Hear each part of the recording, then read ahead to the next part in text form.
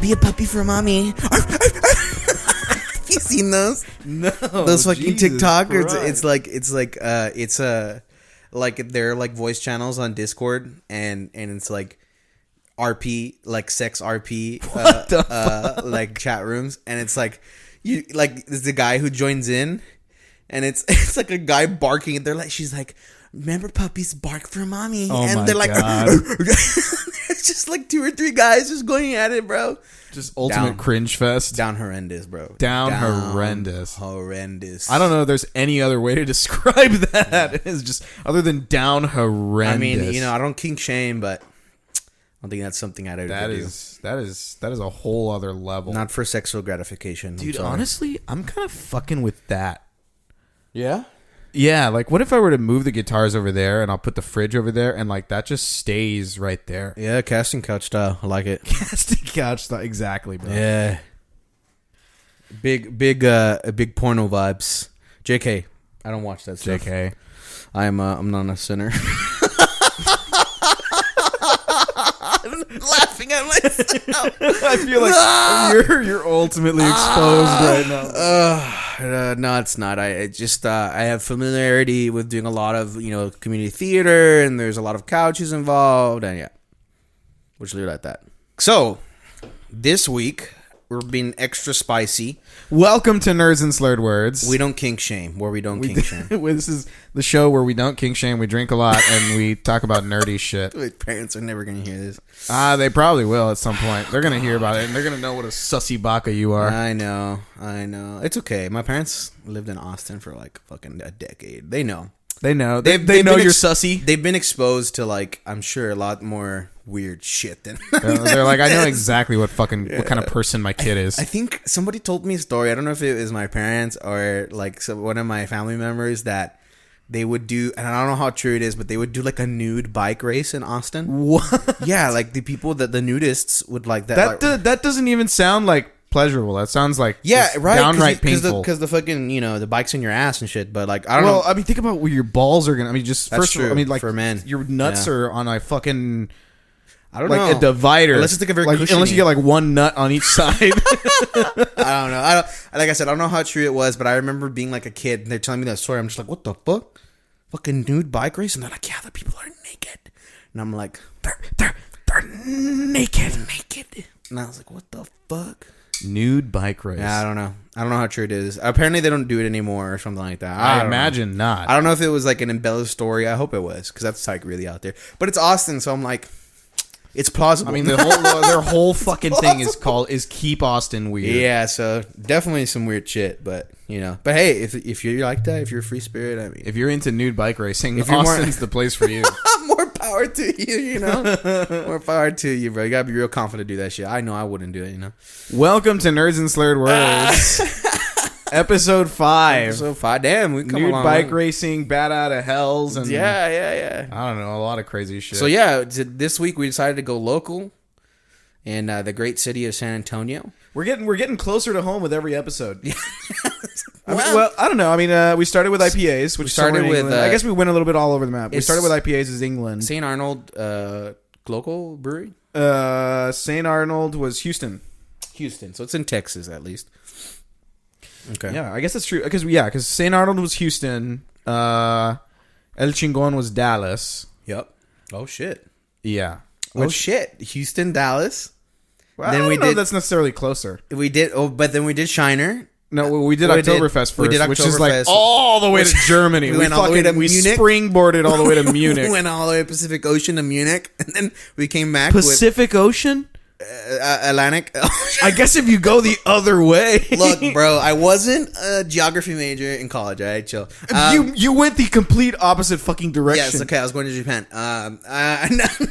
Atlantic Ocean, and then we went to Munich, and then we came back with Shiner with the Silly Sailor with Rowan, and then that's a really good story. And now Shiner, Texas. And now here we are in San Antonio. So if you exclude the Oktoberfest beer that we had, technically we were getting closer and closer with every episode. Now we just need Oscar. It's been a Texas beer almost every single every single episode, which I'm kind of disappointed in myself now. I guess we gotta branch out a little bit more. That's okay. It's okay. We're starting things we're comfortable with. It's the craft beer of Texas. Texas is a great place for craft beer. It is. It is. They have a lot of different craft beer. And there's like a thing on here that they put they're part of the association.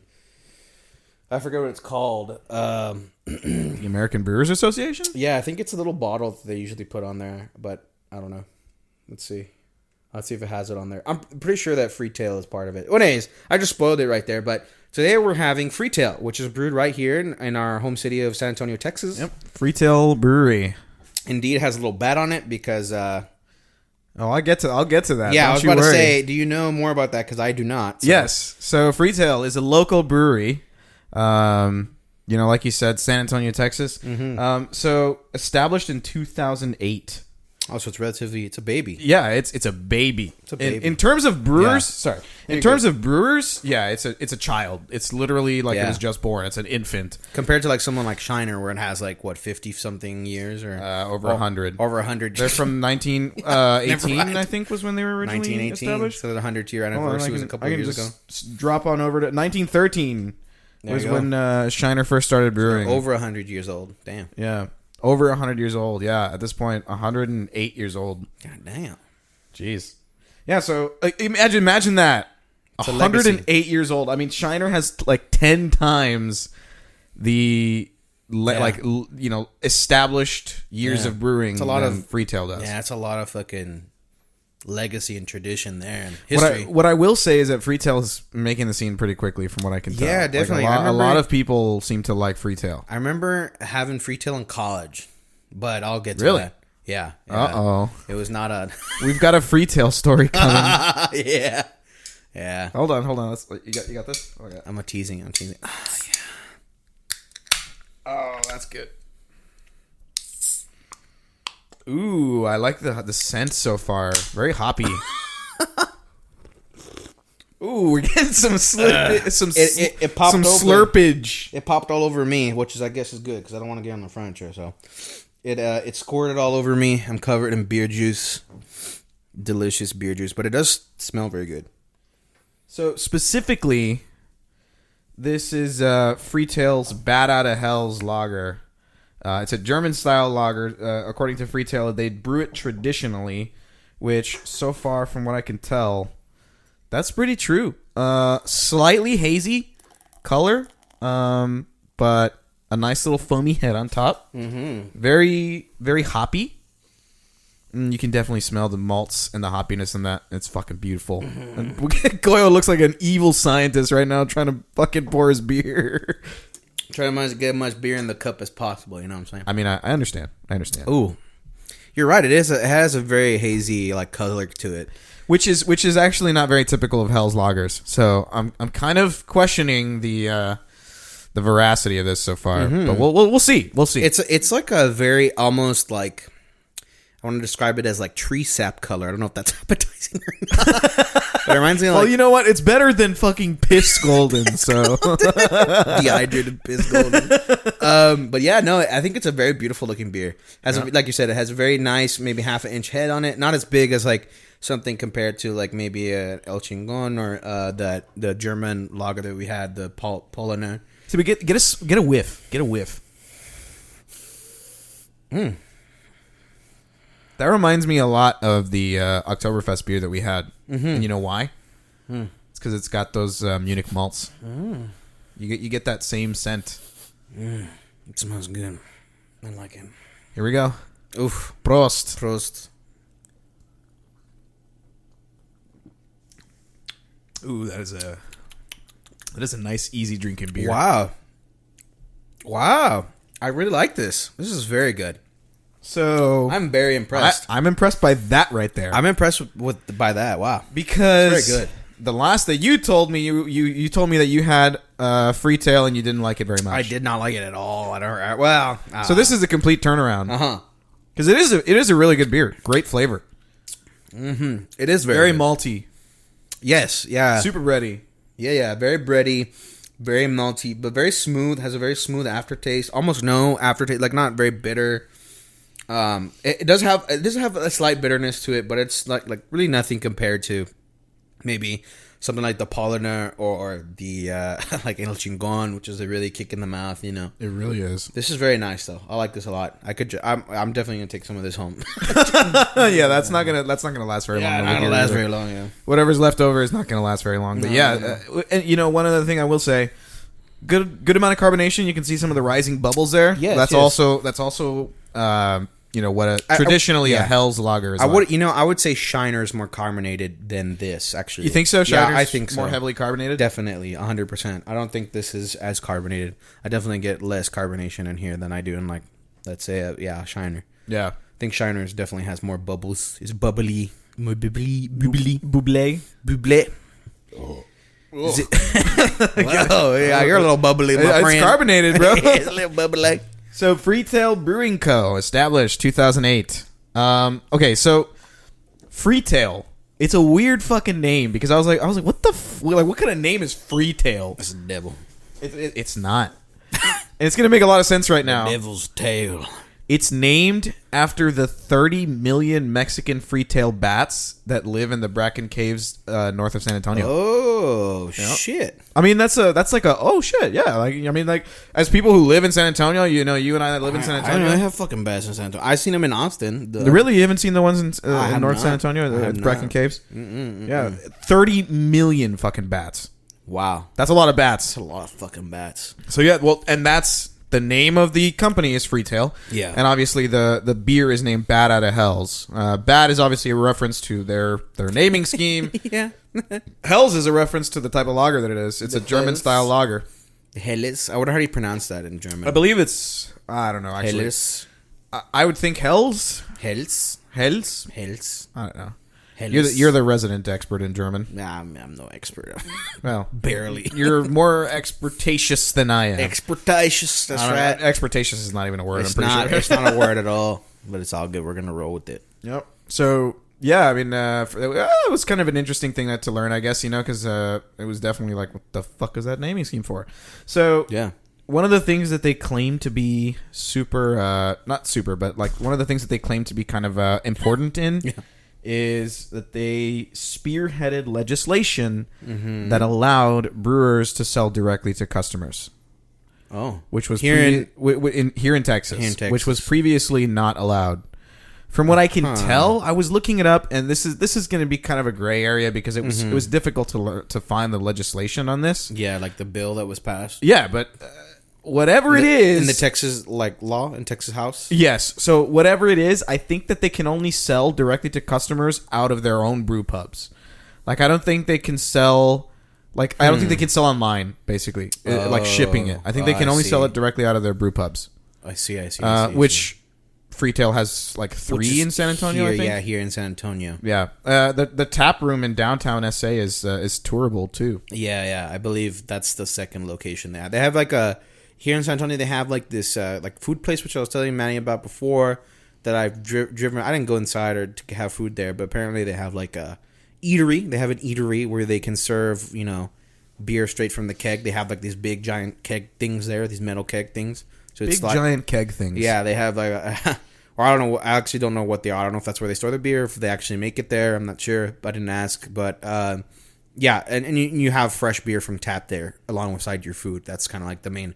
A lot of the reviews I read were people saying like the food was okay, but you kind of go for the beer, obviously. So they do have like an eatery in North San Antonio. Yep, and they have the food. Obviously, they have happy hour.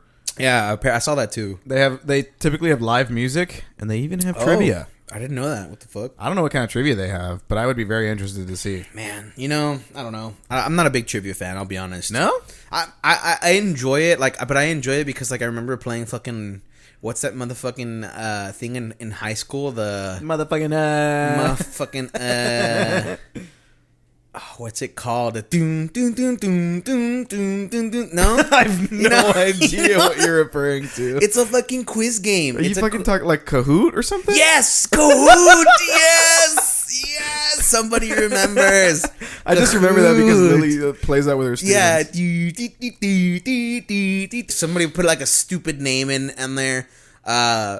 Big farter or something, or like Chupapi Muñeño, or like Big Chungus or something. Have you seen that fucking TikTok with the judge where somebody fucking like like logs into court or whatever, and his Zoom name is Buttfucker 3000. No. And the judge looks at him and he's like, "Your name is not Buttfucker 3000." Like he acknowledges it. So I'll have you know, my mama named me Butt. My last name is Fucker. All right. Sir, I will tell you what. I am the product of 12 cousins. Make sense of that how you will. There's 3,000 buttfuckers before me. I am the 3000th. 3,000 of my name. No. So Bat Out of Hells is very good. I enjoyed it a lot. I got a great rating for it so far, honestly. Yeah. Lower on the ABV, 4.7%. I mean, higher than most generic sort of beers that you buy at HEB or I don't know what do white people shop at? Kroger, fucking Whole Foods. I don't know. HEB in San Antonio for sure. Well, in San Antonio, yes, and I mean, I know for a fact that Freetail will definitely know what HEB is, but I don't know where white people get their beers. But anyways. Yeah. So a little bit higher than typical, but 4.7 is lower than most of the craft beers that we've had. Probably, yeah. I would agree. Kind of in that mid-range IBUs, 22 IBUs. Yeah, I was about to add that in there. 22 IBUs. Yeah, it actually says it on the can. Yeah, I know. Like which is nice. As a craft brewer, they even go so far as to tell you the IBU level. They know on the can. who their market is. Just to people like us who are like novice connoisseurs, novice enthusiasts. Well, and so for this one, because it's got kind of like that breadiness behind it. According to them, it pairs really well with fish, which is actually a common characteristic of Hell's lagers in general. Really? The traditional Hell's lagers, they pair really well with fish. I did not know that. I'm a big fan of fish and chips, bruv. Fish and chips. I love my fish and chips, bruv. Yeah, you also like saying bruv. Bruv. And you immediately go really high pitched. I'm for fucking Britain, bruv. I'm sorry if anybody's listening. The drunker he is, the higher of the pitch it will get. No, it's not true. But like if he's like completely sober, he's gonna be like, "Oi, bruv, I want some fish and chips, bruv." And if he's like hammered, my fucking fish and chips. If he's hammered, he's gonna sound like he just did right now. My fucking fish and chips. Oh, I've just dropped my koozie, bruv. Yeah. So 22 IBUs, like I said, goes well with fish. So this one, according to Freetail, they did try to stick to tradition here. I want to eat it with fish now. Oh, he's getting his fucking koozie. I'm getting the koozie. So not koozie. It's a fucking. God damn it! Now I can't think of the word. Beer holder. It's the thing that you put on the table so it doesn't fuck with the wood. That you don't get watermarks. Yes, that. I don't know. Somebody's gonna know what it is. Coaster. There you go. That's the one. Coaster. I'm full of surprises. Anyways, so they tried to stick to the German traditions. They went with German Pilsner malts and German Munich malts, which I guess is kind of redundant. By the way, because we mentioned this last episode, Bavaria is a state. I knew it. I finally looked it up at one point. I think I was listening when I was editing. That's mine. God, it's my trash alarm. Damn it! I forgot to take out my trash. Actually, now that this is going off, fuck. Oh well, it's fine. Anyways, so I finally fucking Googled it. I was like, where the? Oh my god! I was like, I heard us talk about it again when I was editing, and I was like, God damn it, where is that place? And I just Googled it, and it's it's like a territory, province. It's a state. State. It's just a state. They call it states. That's what it says. It says state on state Google. Of Bavaria. Yeah, nice. Bavaria. So I don't know. I mean, it's a state. But so this is a Hell's lager. So we've been on lagers for a while. Like we've had a couple of IPAs, which are obviously ales. I don't know about obviously. I say obviously a lot, but IPAs are ales. It's in the fucking name if you know the acronym. Yeah. The Hell's lager, which is on the title of this beer, it's on the front of it. It says it's a German style lager. Is kind of a difficult type of beer to brew. Really? It's challenging. I don't know, but there's conflicting accounts when they talk about it, but a lot of them say that what is difficult about it is maintaining the simplicity of the beer, because what the idea is behind these types of beers is a delicate balance of hops, malts, and your yeast fermentation. And the fermentation is actually kind of a complicated process too. So it's fucking crazy. Like Hell's is actually, once I do get into homebrewing, which by the way, confirmed it's happening. I'm getting into homebrewing. You're gonna have some Nerds and Slurred Words beers coming out pretty soon. Oh my god. It's happening. Once I get into that, Oh my god, it's going to be very good. It's going to be amazing. The beer is hitting already, huh? No, not really. I'm No? just Okay. being silly. Yeah. Yeah, so Hell's is going to be one of the last fucking things that I brew because supposedly it's kind It's of not beginner friendly. Yeah. So Hell's literal translation, bright. Let me look at the color. Yeah. So it is bright. Like I said, this one is a little bit hazier than I expected. Yeah, you know what it reminds me of? Like tea. You know, that's what it looks like. Kind of, like yeah, tea, like yeah. A tea I mean, like a coloration. really, really light tea. Like a light tea, like a green tea or something. But definitely like a little bit hazier than I expected. It looks appetizing. Because typically, Hell's lagers are supposed to be pretty clear. Oh, okay. Like very clear. Like crystal clear, like moonshine. Yeah, what they call brilliant. Brilliant. Yeah, that's the rating they give it. Nice. Right, I gotta take the sip. I'm going to take a sip.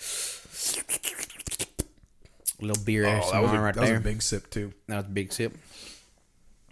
So big sip. a lot of other sites describe Hell's as a translation to pale in color, which literal translation is bright, but pale in color is what it means supposedly as far as lagers go. Figuratively, it means that. Right. Originally developed in 1894. Jeez, It was by some kids who wanted to make their papa proud. Papa. Yeah. Anton, Johann, and Karl Sedelmeier. Very German sounding. Some brothers. And some brothers. And they were all doing it to make their papa proud. It was Gabriel Sedelmeier, a famous brewmaster in Germany at the time, in the Bavarian area. So they designed it actually as competition for Czech Pilsners. That sounds very specific, like really specific. Like So, very... well, and the reason is, I mean, okay, we know Germany as like Germany is beer. Like we know Germany for beer. You know, at the time that was what they were known for. part of their culture, Right. Aside from, death and destruction in World War II. But I mean, that's not them now, right? But Right, correct. Long time ago. long time ago, we're past it. Yeah. But Czech Pilsners were actually giving them a lot of trouble. Like Czech Pilsners were actually giving them a lot of heartache because they were becoming very prominent in the market at the time, and for like 50 years or something like that, Pilsners were actually like dominant in the market. And so Pilsner is like another type of... It's a different type of beer. It's like a same sub like category like lager or ale or type of pale lager. Oh, so it's a type of lager. Oh my god. Yeah. So I mean, again, Pilsner is what they say is that Pilsner is a type of corrected lager. A corrected. Yeah, like they didn't like the hop combinations and all of that. I feel like those Czechs, man. Yeah, the Czechs. I feel like brewing is very. You have to do a lot of study to it to understand all of the subcategories and like variations of one type of like beer, and not even yes and like, no. I think a big part of what becomes difficult with brewing is from what I've studied, is that, I mean, like for example, I don't think it's that you have to learn the varieties, because you can immediately determine, like, you know what, I want to make a Bock. Yeah. Or I want to make a Hell's Lager, or I want to make a Martzen, or whatever. It becomes difficult because each one has very specific processes. Hell's is actually one of the more difficult ones. Bock is supposedly fairly simple. As far as from what I read, again, I might be wrong because I haven't actually done it myself yet. But a big part of it is like there's a lot of science behind it. Apparently, I mean, I never really. It is a science. I never really thought about it. I mean, it's That's like why there's, but think about it like cooking. Like cooking is a science too. Sure, it is a science, but like for example, if you're not trying to like revolutionize what you're making, god damn it, he dropped his fucking his coaster again. My coaster again. Like, if you're not trying to like revolutionize a dish, you don't really have to put much thought into it, because all you have to do is follow a process, right? A recipe. Yeah. So to me, like beer was the same thing. It was just following a recipe, right? But I mean, for the most part, you can follow a recipe pretty easily with beer. But then, what's the point of home brewing? You know what I mean? Yeah. Like the point of home brewing is to experiment and create your own flavors, and be proud of your work, right? Unique flavor profile. So I mean, you got to calculate the original gravity, and you have to determine like the like the different types of malts and the hops, the percentage of hops that you're going to use in the beer. You're going to have to determine the process when you're going to ferment. I mean, what temperature you're going to start it at? What you're going to set it at lower? You're going to start it at higher, depending on you're doing an ale or lager. Yeah, it sounds very complicated. There's a lot of shit, and actually, like Hell's is really complicated because when it comes to the fermentation of Hell's, So from what I read, at least in a couple of different recipes, there was probably like 3 or 4 recipes that listed like this. You start at around a little bit lower than what you want the temperature to be. So it's a lager, so you're gonna go with a bottom fermentation, and you're gonna do it colder. I really like this. This is very good. I keep drinking while Manny's talking, and it's a fucking fantastic. It's very refreshing. I feel like it's almost more like, I don't want to like degrade the flavor, but it's a little bit more watery than I would say some of the other like beers that we've had. I think you're kind of going for just the refreshing factor more than watery. But yeah, I get what you mean. It's refreshing. I don't want to say watery because I don't want to like say that's diluted. It doesn't taste diluted. It has like a full bodied flavor. It's just more refreshing. I feel it's lighter. I feel like it's almost lighter. more hydrating. Yeah, it's like lighter. Which so Hell's lagers are known for that. That's like a characteristic of Hell's lagers is that they're supposed to be early afternoon sort of beers. You know what I mean? Like they're like the mow the lawn kind of beer. Yeah, very easy to drink. I could feel that. And they feel refreshing. They feel hydrating almost, which is obviously not the case. You know? Yeah, it's like not true, but But anyways, going back to the fermentation, so you start around that typical temperature, and again, since you're bottom fermenting, it's going to be a little bit lower, so you're going in the 48 to 50 degrees Fahrenheit range, and then you actually raise it to like in around the 60s for a couple of days. And it's a lager, so the process of fermentation is a little longer. So then after that, you drop it to just a little bit above freezing, like around 35 degrees Fahrenheit for like 2 weeks. This is supposed to be the fast process for lagering. So, okay. The fermentation is kind of weird. Like, you got to really pay attention to that motherfucker. Like, you got to monitor. I mean, that's why people get paid to do it, you know? Yeah, I mean, definitely. I mean, 100%. But like I said, like that's why this particular one seems like it's all over the map. Seems like it would be a little bit more difficult of a beer for me to brew. Maybe I'm wrong. I haven't tried it. Like I said, I haven't tried other beers either, which is the thing.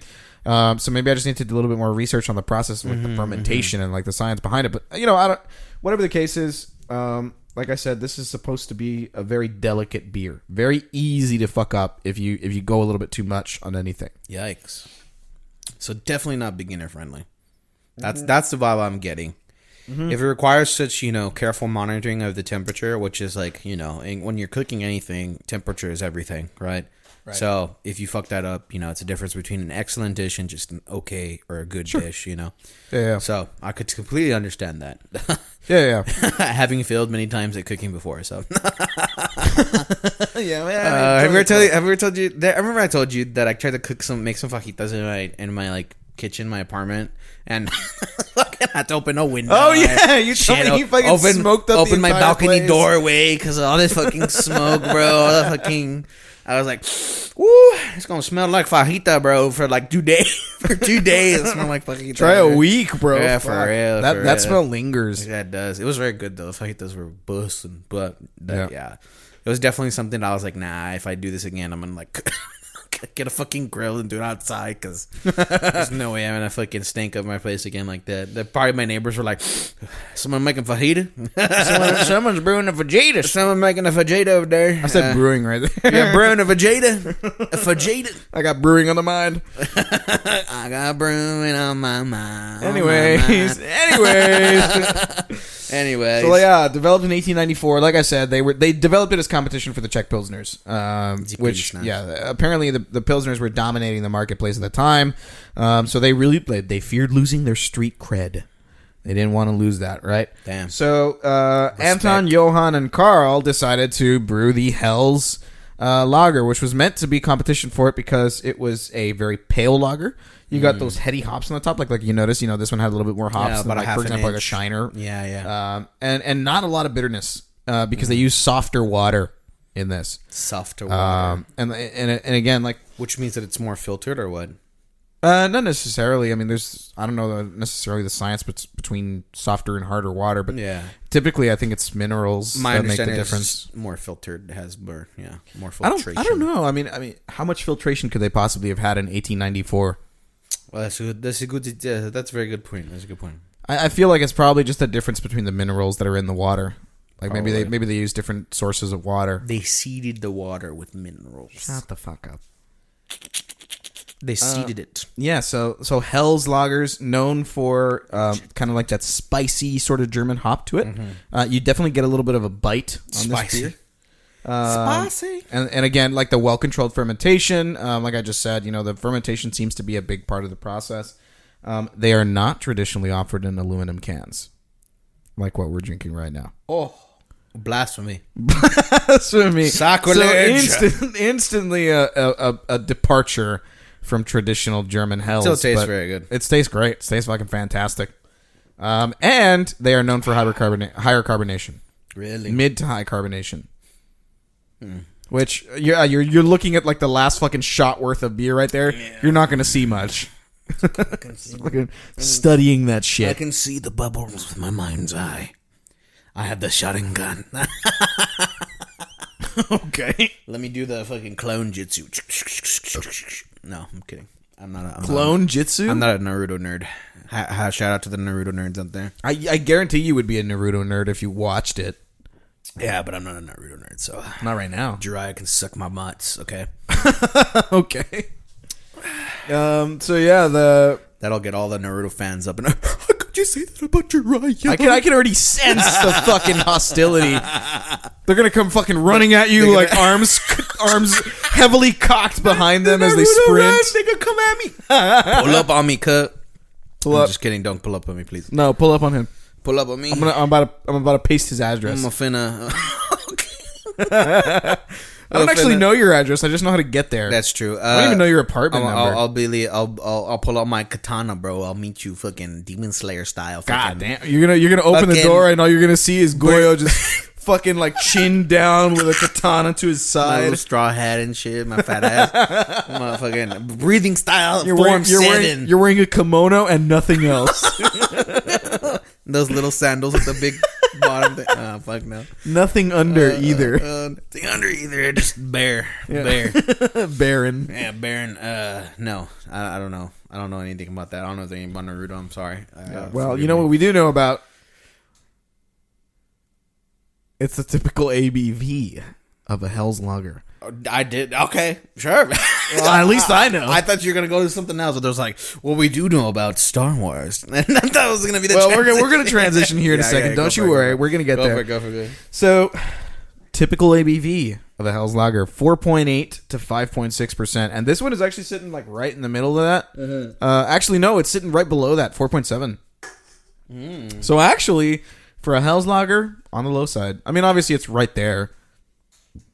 But, I said, on the low side. And then, of course, it is 18 to 25 IBUs typically. So we're for that aspect, we are right in the middle, or close to the middle. So, Freetail overall, dude, you're knocking the can against your headset. I just feel like the can is lighter with maybe some of other cans that I've experienced. Dude, what the? Maybe you're right. I feel like it's maybe like recycled, maybe or something. I don't know. Maybe I just picked it up and it really does feel lighter. You're right. It's a beautiful looking can though. I will say, design on it looks great. It's got the San Antonio skyline on it. I just noticed that. It's very cool with a bunch of bats. Very, very cool. It's San Antonio's own. So before we move on to our nerd topic, which I already spoiled, but we'll get back to that. So yeah, I was in college. Did you spoil it? Yeah, I did because I remember we were talking about ABV and I was like, anyways, you can edit that out if you want. But anyways, so I was in college. And I have a hazy memory. I was in a fraternity, so like I think the best thing about the fraternity is that we go out of town to go to a lot of parties. We go to parties in town too, but like we go out of town a lot of parties in other chapters. Or brothers from other chapters will say, "Hey, like come, like pull up. It's gonna be a lit time." Hand me another one, please, as well. Thank you very much. And so I remember at some party, and I don't know if it was here with the brothers from UTSA. I think they're Lambda Delta. I think that's their chapter name. But I don't know if it was at that party or it was another party that somebody brought Freetail. Somebody brought some kind of Freetail, and I don't know. I don't remember if I shotgunned it. That sounds sexy. Yeah. I don't know if I shotgunned it or if I was just drinking it because there was only beer. That was the only beer that was left. I think it was towards the end of the night. And there wasn't a lot of beer left. Oh, so they left it towards the end. Yeah. So I was like, nah, fucking keep. And I was probably lit too. I was probably lit at that point. But I remember drinking it, and I'll be like, oh, fuck, this is ass. This is ass. And then I gave it to somebody else, and I was like, yo, bro, you gotta try this. Tell me what you think. And the other brother got it, drank it, and they were like, dude, this is fucking ass. And I was like, right, dude? What the fuck is this? I'm sorry, Freetail. I'm trashing y'all right now. But, like, I don't know. Yeah, well, hopes of sponsorship out the window. Out the window. But it was like, dude, they were like, oh, this is nasty, bro. And that's, like, the last impression of Freetail that I have. Of it just being nasty. What kind of Freetail was it? I don't know, bro. I don't remember. I don't even remember. I remember there was just, it could have been this for all you know. I just remember being Freetail. I doubt it was this. I think it was like a green. I remember it being green, but there's an IPA that they have that is green. Maybe because I just wasn't a big IPA guy back then. But still, well, and that's the thing is that if you were drinking an IPA and you were not used to higher IBUs or like that, like the more craft beer styles, like ass. That was probably why because you were just a young frat boy at the time. I was a youngin. So Freetail, we're not gonna say that your IPAs are ass. We're gonna say that Goyo was but an unexperienced lad, an uncultured palate. We'll say that he was uncultured. He is a refined man now. So maybe what we got to do is we got to redeem you guys, and we'll get some of those green IPAs. I think this is very redeeming. This is very good. I'd take this home and buy. I mean, I don't know. Maybe I'm just a fucking beer whore. I think I'm a beer whore. I just like, whatever beer there is, I'll drink it. Well, because I don't know. Maybe. No, but this is very good. This is very good. I really like it a lot. So I definitely take this Hell's home. I bought some extra ones. So he did. I don't know how many extra we're gonna have at this point, but hopefully, I'll have some extra ones by the end of the podcast. He brought 12 Bad Out of Hells. I don't imagine we're gonna finish all of those on the podcast in an hour. Ooh. Hour and a half, whatever it is. We've been going over time a lot recently. We have been going over time a lot. It's fine though. It's natural. It's a natural flow of conversation. Does Joe Rogan ever time his? I don't think so. Ooh, I guess right now is probably a good time to mention this, but with a nice little beer crack going there. Yeah. So nerdsandslurredwords.com is up and running. Goyo's going to be posting some more of his short stories up on there. We obviously have some of our different posts that we've put up. Just little blog posts that have gone revolved around the podcast. Manny loves posting his articles on there. Look. His blog posts. He's a blogger now. He's harkening back to the days of Tumblr. I am a blogger. He's posting all his blogs on there, and they're pretty good. They're pretty good reads. So go check them out. nerdsandslurredwords.com. Live. It's a beautiful website, if I do say so myself. Very modern looking, and you can find all of our podcasts on there. And likewise, if you'd like, expansion on the topics that we touch upon in the podcasts, there's plenty of blog posts that Manny's already made from previous podcast episodes that have blogs, kind of extrapolating and expanding upon the topics that were touched in the podcast. So yeah, and we'll also have a dictionary so that you can understand half of the words that Goyo says. Should have a link to the thesaurus. Yeah, the thesaurus. The thesaurus. Oh, well, thesaurus. There, yeah, there are the slurred words. words. So yes, nerdsandslurredwords.com is up and running. We have our TikTok, we have our Instagram, and our Twitter also running. So please make sure you go and follow those as well if you are enjoying the show. Liking a comment. Oh, dude, and we got the animations too. Oh, we do. Yeah, we started putting those up. I'm gonna put all of our podcasts up on YouTube as well with those animations. You guys are going to fucking love it. Yeah, the animations. Yeah, that's true. So, Waifu Wednesdays. Right before... Waifu Wednesday is a great theme. So, we got to get an actual poster like that in here. So, before we move on to the topic, which I think you said you've already spoiled. I didn't notice, a little bit. You can probably edit it out. I want to mention this real quick because I fucking saw it and I was so excited by it. So, Super Mario... There's a movie coming out. Oh my god. You have a little poster up there right above you too. I do, and that one's actually painted by Christina as well. Oh wow. Yeah, Christina really painted that shit, bro. Hours of work, stenciling and doing all kinds of shit. Wow. I thought that you bought that off of like Etsy or some shit. No, dude. Christina painted that. It's fucking fantastic it's work. It's really cool. But yeah, so Super Mario, they're coming out with a fucking movie. Have you seen the cast list? Yes. Chris Pratt as Mario, Jack Black as Bowser. Okay, Jack Black Bowser, goated. That's gonna be goated. Fucking lit. He's gonna be lit. He's gonna kill it. He's gonna fucking kill it. I immediately was like, oh god, what a good casting. What a good American casting. What a good. Okay. Seth Rogen as Donkey Kong. Like, what is Charlie Day as Luigi. Oh my god. Keegan-Michael Key as Toad. It's Toad, dude. What? I don't understand, bro. Like, why do they? It's such a weird. I don't know. I don't know. I don't know. I love it. I think it's gonna be casting. a very interesting adaptation of Mario. Oh, that's 100% because I don't know how Chris Pratt really. Chris Pratt is just. It's just cool to have him in the movie. Chris Pratt came out on like Instagram saying this is a dream come true for him. It's one of his most desired characters to play. And I was like, that's great, Chris Pratt. I'm glad you're bringing this energy, but like, dude, like Chris. I don't know, bro. Like, I don't know. We'll see. We're gonna find out. We're gonna find out how good it is. You have Anya Taylor-Joy as Princess Peach. Okay, but Anya Taylor-Joy looks like fucking Princess Peach. Okay? She honestly does. She yes. looks like Princess Peach. I can see why they casted her like that. So I mean, yeah. Yeah. I think it's a funny fucking casting in process. Like I think that it's gonna be a funny movie in general. I'm like wondering how they're gonna. It's gonna be animated, right? It's not live action. I imagine so. Yes. Yeah. I don't think Keegan-Michael Key would do very well as a live action Toad. Just hit him with the big ass mushroom cap. Actually, I would pay so much money to see that. Oh no! It's like a fucking Key and Peele skit. Actually, now that I think about it, I would fucking pay so much money to see Keegan-Michael Key. You ain't even Italian. What the fuck? Fucking Chris Pratt in overalls. Or Jack Black as Bowser. What the fuck? Dude, there's some great reactions. Like, there's this guy on Twitch called Donkey. Well, he's also a YouTuber. Donkey? Yeah, he's more of a famous YouTuber than he is he's more of a YouTuber than he is a streamer.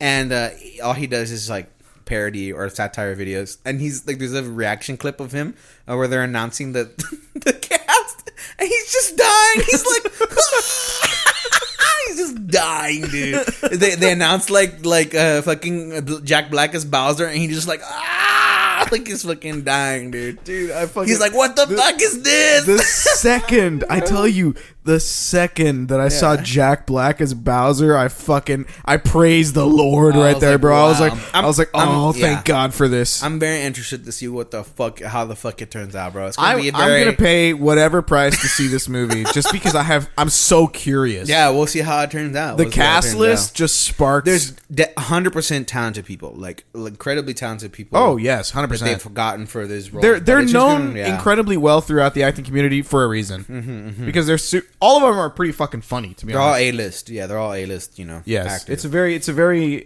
strong cast list. So yeah, that's I just wanted to bring that up real quick. Yeah, some very out of left field stuff. Everybody was like, "Huh? I didn't even know that was in the fucking making." Huh? Obviously, they were just started with casting, I guess, or maybe they just released the cast list. I don't know where they are in the production stage, but but holy fuck, it looks great so far. The cast is stacked. It's like weird choices, but the cast is stacked. Like nobody saw it coming. Actually, the IMDb says they're in pre-production, expected as of December 21, 2022. Shit. So we could have this next year. Next December, we could be watching fucking Jack Black Bowser the shit out of Chris Pratt. For real, bro. Stealing Princess Peach, bro. Just a serial kidnapper. That's gonna be so fucking funny. I guess we'll see. I hope it's funny. I hope it's not like awkward, but I hope it's funny. I hope it does well. Apparently, there have been Super Mario movies in the past. Oh yeah, but they're like, I haven't actually seen any. They're like old as fuck, dude. And I heard that Nintendo hasn't actually made a Super Mario movie in like 20 years. They haven't made movies for a lot of their major IPs ever. I think this is the first one. They're establishing the NCU, the Nintendo Cinematic Universe. Actually, that sounds. If they could pull it off correctly, that would actually be pretty cool. I think that's what it is. That's my theory. But you heard it here first. You heard it here first on Nerds and Slurred Words. Nerds and Slurred Words, baby. Anyways. So we have another very popular fandom to talk about besides Nintendo. Yeah, we're ever the popular fandoms here. I think Nintendo has probably some of the most diehard fans, but that's actually for another podcast. That's actually a planned podcast. A planned podcast that we have in the future. We'll see when it happens, but actually, real quick, just talking about fandoms. So I started reading Lord of the Rings. I finished The Hobbit. Tell me more. Watched all 3 books, or watched all 3 movies, not books. Currently on the first book. Just moans after every single one.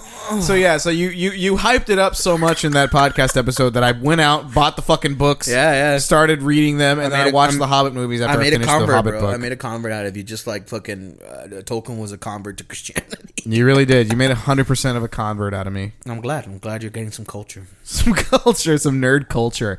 Anyways, yes. Now we can move on. Now we can move on to what I'm disseminating. You know what I'm saying? I don't want to ever hear you talk about disseminating. You're taking what I'm putting down. You know what I'm saying? Anyways, let's move on to the. Anyways, the main podcast topic when it comes to pop culture, because as you guys know, Nerds and Slurred Words is all about alcohol and nerdy shit. Nerdy shit. Yeah, we'd be 100%. Nerding and we'd be slurring, and that's why we got this RGB mouse mat right here. Just says very nice. And he's just petting it right now, caressing it. I'm massaging it. Anyways, so the nerd topic for today, or the question for today is, it's Star Wars oriented, and I didn't tell Manny ahead of time. Fuck, I'm sorry, I should have told you, but I guess off the top of your head, and we can extrapolate further, we can expand, and you can explain why. But what's your favorite Star Wars character? Like, who's your favorite Star Wars character? That's a question for today. So, okay. Just one. I'm going to preface this. Normally they have two, but it's just one this I'm going to preface this with, I am a very basic Star Wars nerd. That's fine. You know, we talked about this, actually. I told you that I was not a huge Star Wars nerd because you did tell me, oh, it's going to be about Star Wars. Look, we didn't talk about what we were going to talk about. We don't kink shame here, and we don't gatekeep, okay? We don't gatekeep. We don't kink shame. We don't gatekeep, okay? We do not gatekeep. I love you. That is the important... We love you. We love you. We love you. That is the importance of Nerds and Slurred Words, is that we don't gatekeep. We are your guides. Well, Goyo's going to be your guide on this one. The Nerdverse. Yes. The Nerdiverse. The Nerdiverse. So, okay. I am not a big Star Wars nerd, like I said. I am a fan. I do like Star Wars. Of course. I'm going to be honest. I think my favorite character is probably Han Solo. Hey, that's a cool character. He's definitely badass. I mean, he's definitely badass, and I think that the badassery in him comes from the fact that he's not a Jedi. He doesn't have... That's very true. You know, he doesn't have the ability to manipulate midichlorians. He's not the kind of guy that can actually manipulate the Force. That's very true. But he is still a huge character in the Star Wars universe, obviously. You know, he got there like on his own fucking charisma, bro. That was his entire thing. He's a bounty hunter. He's a badass. He's a smuggler. He's got the Millennium Falcon. He's got Chewbacca at his side at all times. Smuggler, swashbuckler. Yeah, bro. He's just a badass, and that's all he needs. He doesn't need the fucking Force. He's just cool. He's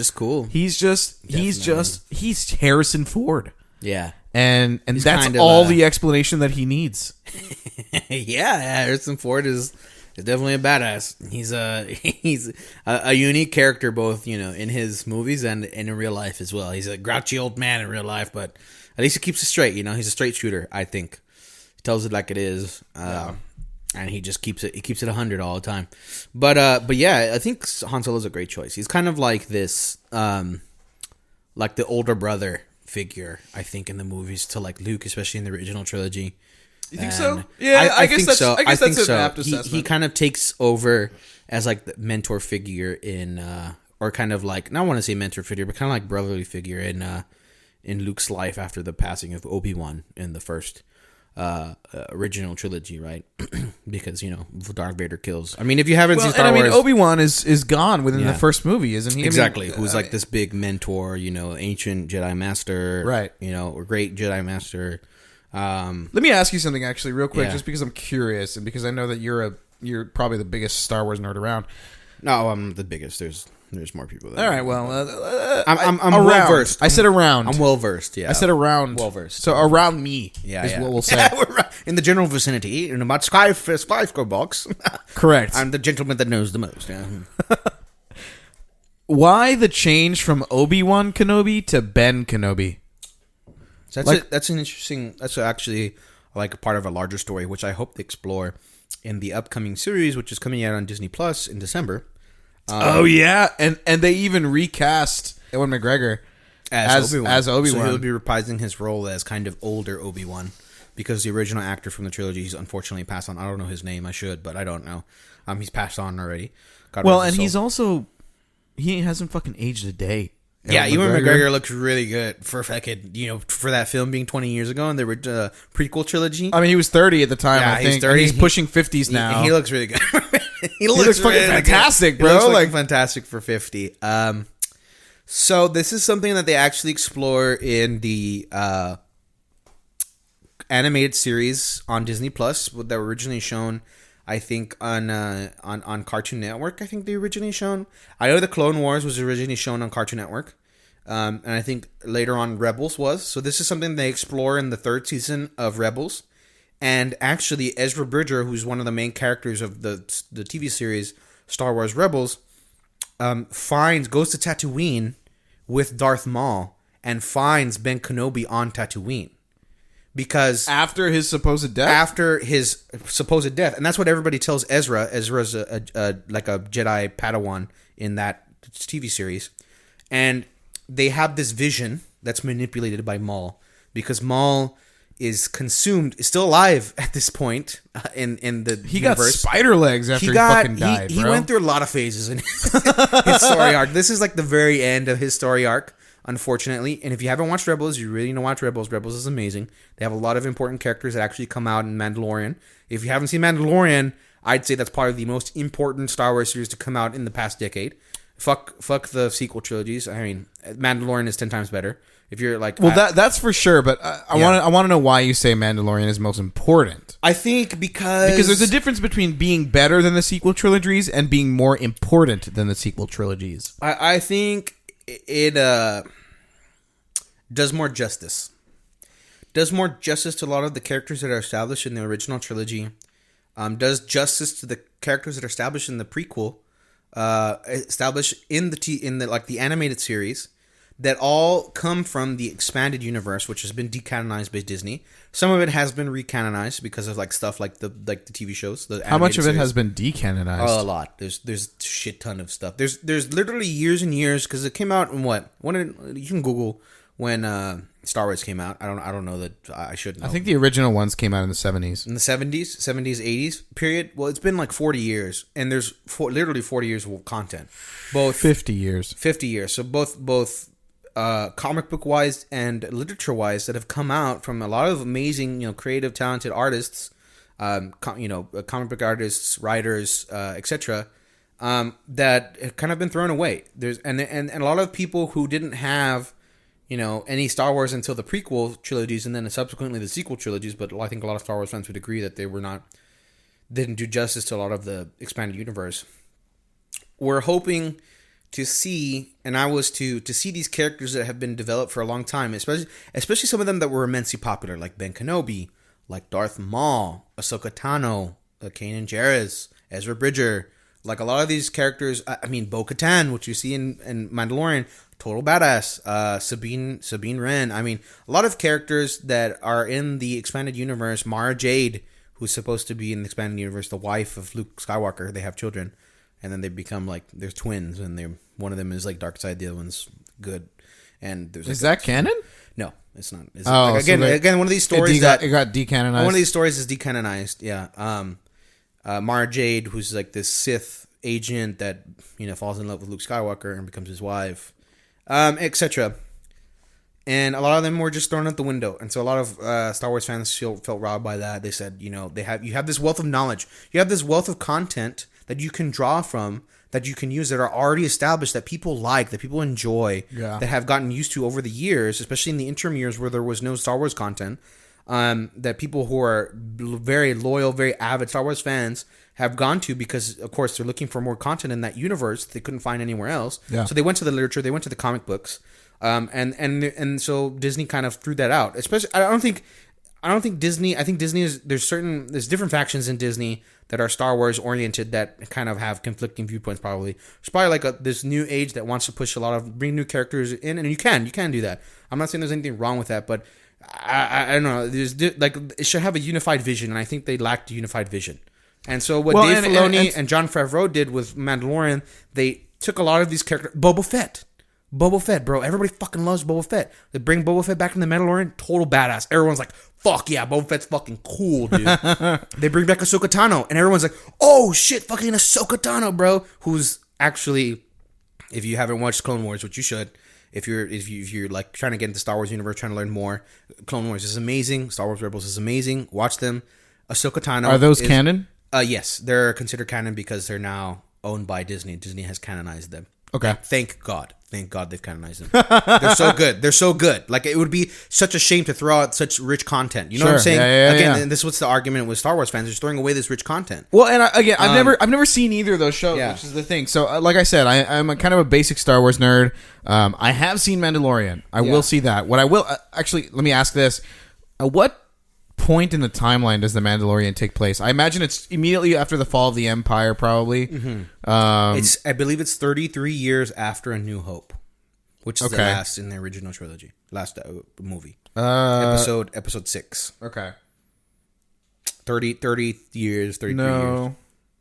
A New Hope is episode 4. Oh, then it's Return of the Jedi. Is it Return of the Jedi the last episode? I think.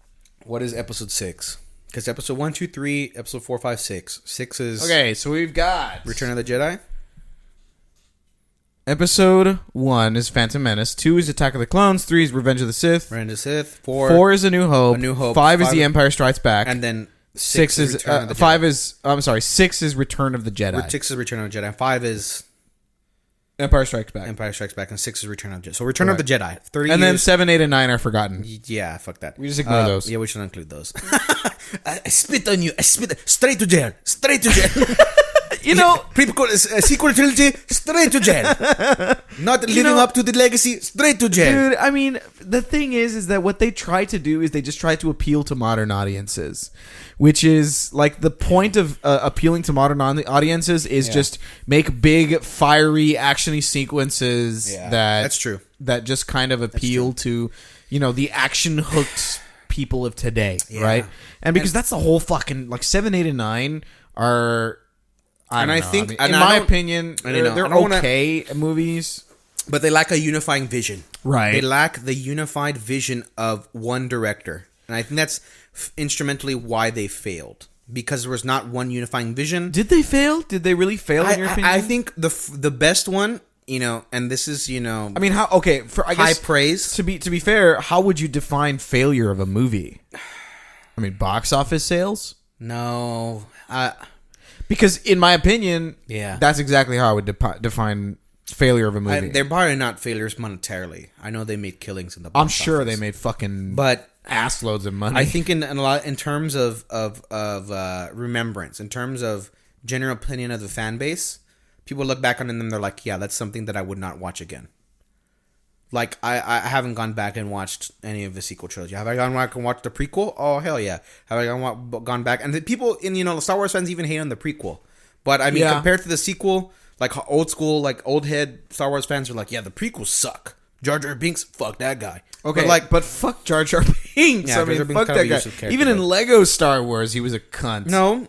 Jar Jar Binks can jump really high, bro. I remember in Lego Star Wars, he could jump really high, but I fucking hated that fucking guy. Fake fan, man. He could jump really high, but I fucking hated that guy. Yeah, Jar Jar Binks is pretty annoying, but even then, I remember rewatching the prequel and just being like, "Fuck this asshole, man! This guy's so annoying." He's on Jedi. Hey, look, but even Jar Jar Binks has a little bit of lovability to him. And so I guess not to trash heavy on like the sequel trilogy, but as a fan, I don't enjoy them. I felt that they could have done a different direction. They could have made it a lot more interesting with pre-existing concepts. Like I said, this rich content that they've established previously, that they draw upon in The Mandalorian, even with all these characters that are really cool that people enjoy. And I wish they would have done that in the sequel trilogy. And I think the best one out of all of them, because it's the kind of like the one that starts it off, is The Force Awakens. That one's actually I think the best out of all three. Because The Last Jedi is just not very satisfying narratively, plot wise. They like a lot out. Yeah, I think the best cinematically, the best portion of that movie is the fight with the Royal Guards between with Ben Solo or Kylo Ren and what's her name? Fucking Ray. That fight sequence was probably the best part of that movie, just because cinematically it was badass. Like, it was really cool. That fight scene, the choreography is really amazing. Well, and then when they fucking use light speed to cut that fucking cruiser in half. Yeah, but then again, you get like, for the lore nerds like me that are like, yeah, that's not how that works. Like, that's not how that. How does it work? Well, it kind of, if you're going light speed, the particles pass through each other, or what? Well, we do see that. We do see that in like Rebels. That's another thing that happens in Rebels, where it does split open like that. But like things where Which is canonized. They can detect like they can follow you through hyperspace. Again, well, but yes, something that's like whack. But the premise of that movie was that they developed a technology that can travel, that can follow you through hyperspace. Yeah, I don't know. I mean, I guess realistically, if you're like, if in your universe you say like, oh, okay, so hyperspace, you're not able to track through hyperspace, exactly, and then all of a sudden you're like, yeah, you know what? They use science and they solve that. The main advantage of the rebel, like the rebel forces, the rebellion, which has always been able to, if they're not winning, and if they're outgunned, which they constantly are, because the Empire has this vast amount of resources, they're able to escape. That's always been the crutch of the rebellion, right? And so you take that away, and it's like, well, what the, they're all just gonna die. They're gonna get massacred. So what's the point of rebellion? So I don't know. It's like you're limiting a main plot device, I guess, and maybe that's probably why people got upset. I can understand that, but yeah. Well, and I think a big part of the failure of the trilogy is that, like literally the first two movies, no mention of Chancellor Palpatine. Yeah, and it's like weird that he's like a clone, which they do draw upon that in the clone. He was a clone. Universe. Yeah, he's like clones himself with clone technology from like. I mean, Camino. He looked pretty fucking wrecked. Yeah, it's just all weird, and then like the development of Rey and her like Force abilities. She's able to defeat this, Grand Master Sith with like no training. She gets like no training from Luke, and then Luke is like a loser in like the sequel trilogy. He really is. He's just like loser loner that lives alone in the mountains. He's a fucking bum. He's a bum, like, and it's just like a lot of people didn't want to see. I don't think they were very happy with that. Yeah. Because when in the sequel trilogy, when they leave him off, Luke is this like burgeoning Jedi master. He's not he's like a Jedi Knight. But he's this burgeoning Jedi Master who's beginning to like really come into his own as this Jedi Knight. Like I said, beginning to become a Jedi Master of the Force, mastery of his abilities as a Skywalker, especially, who have like the highest midichlorian, cell count of any other lineage of Jedi. Yeah. Which makes him very powerful. And then, again, this is something that, like, again, where people have this nostalgia of seeing, they want to see Luke in his prime. They don't want to see Luke as this loser. And I don't necessarily think that's a bad character development. I think they could have done that. But, like, when as opposed to Mandalorian, where he comes in at I mean, if you haven't seen The Mandalorian, you really need to see it. I'm going to have a spoiler alert. Okay, hold on. Spoiler alert. This is when it happens.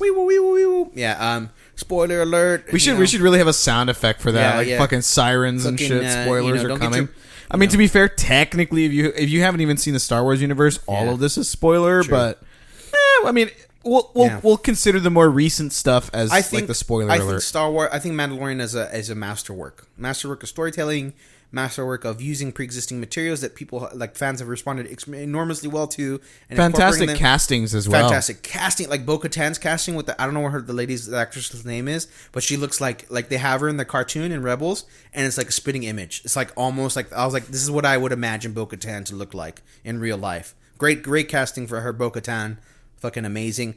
And then it's like a lot of a lot of cringe moments in the sequel trilogy again, where they're trying to like make women characters feel like strong and important, and I'm not against that, but in Mandalorian they don't have to make it a point. In the Mandalorian, the female characters in that series are badass. And you know they're badass when, especially in that last episode. The last episode is probably the best one out of all the series. It ties everything together when they're like cleaving through the stormtroopers on that Imperial transport where Moff Gideon is, and they're just fucking wrecking the stormtroopers, bro. And everyone's like, "Fuck, dude, what a bunch of bad bitches, bro!" Like, fuck, dude. And there's a scene where it's I forgot what the bounty hunter lady's name is, but she's like she never misses, and it's the rebel lady. with her fucking BAR or her fucking submachine gun laser blaster, and they're just mowing down fucking stormtroopers, and stormtroopers are helpless, bro.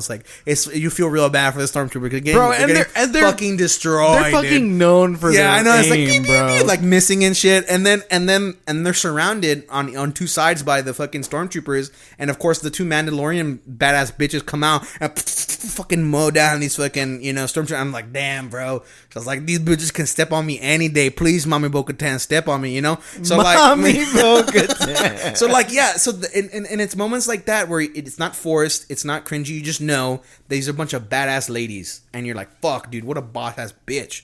And I think it's sometimes not making a point of it. It's just letting the character naturally, letting the character be its own, and proving itself of being badass. Because Bo-Katan is this incredibly important figure in the larger Star Wars universe as a Mandalorian, because she is the Mandalorian. She's ruler, former ruler of Mandalore, which is she's a ruler of the entire planet. Yeah, leader of all Mandalorians.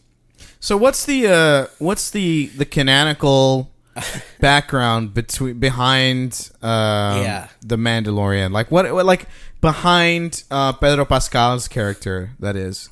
I mean, does he come out in anything? We don't really know. I mean, I'm not a big comics aficionado, and I haven't read some of the maybe literature that might involve his character. I don't think he's in any pre-existing lore. Well, and because he's also kind of a departure from Mandalorians that we've known so far that are okay with taking off their helmet. The first Mandalorian that we encounter in the original trilogy is well, people would even argue this, because people argue about lore, everything, but is Boba Fett. Boba Fett. He's not a Mandalorian, though. The original Mandalorian. Well, it's something that we confirm in the Mandalorian, the TV show, is that Boba Fett is in fact a Mandalorian because his father Jango was a foundling like Jin, like the Mandalorian. So though he was a clone. Well, no, but Jango is not the clone. Remember, Jango is the father is the genetic template for he's the original. Okay. So yeah, so the son Boba is a clone. You could, I mean, I guess in that sense that you can consider every single clone a Mandalorian. Well, you see, it's not by blood. That's the kind of the beauty of Mandalorian culture. It's not about what your lineage is. It's about if you've been initiated in, if you've been trained in this way of life, which is somebody like Jin, who's not a traditional Mandalorian. He's not a Mandalorian by blood. He's not from Mandalore, the planet. He is kind of brought up in the society of Mandalore, and he's made He's made into from a foundling to a Mandalorian, this warrior culture. And so it's kind of like the Spartans. Well, and it's and the kind of crazy part about it is that he's raised even more traditionally than Bo-Katan was. Well, that's what I was going to get to. There's always been schisms in Mandalorian culture. Schisms. Much like however you pronounce that. Yeah, schisms, whatever.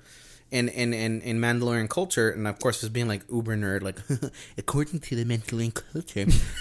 But you need to pull up your spectacles. Here comes the nerd. Oh, we're not shaming. Yeah, no. We don't gatekeep. No, we don't gatekeep. Gaslight. We're not gatekeeping here. Yeah. But yeah, there's schisms in the Mandalorian culture about what it is to be like a Mandalorian, and so Jin's faction of Mandalorians are very extremely conservative, very almost borderline extremist, if you want to go there. And so they kind of come from an opposite spectrum that really adheres to what they would say is the old way, which is why he says this is the way. This is the way. This is the way. You think you would consider him extremist? Or maybe just very fundamentalist, very conservative. Yeah, I was going to say conservative is probably the word that I would console him more. Faction of Mandalorian. Extremist, I mean, I don't know. Extremist to me seems like there would be radical, very radical, radicalism, radically violent. Violence is probably the I don't know.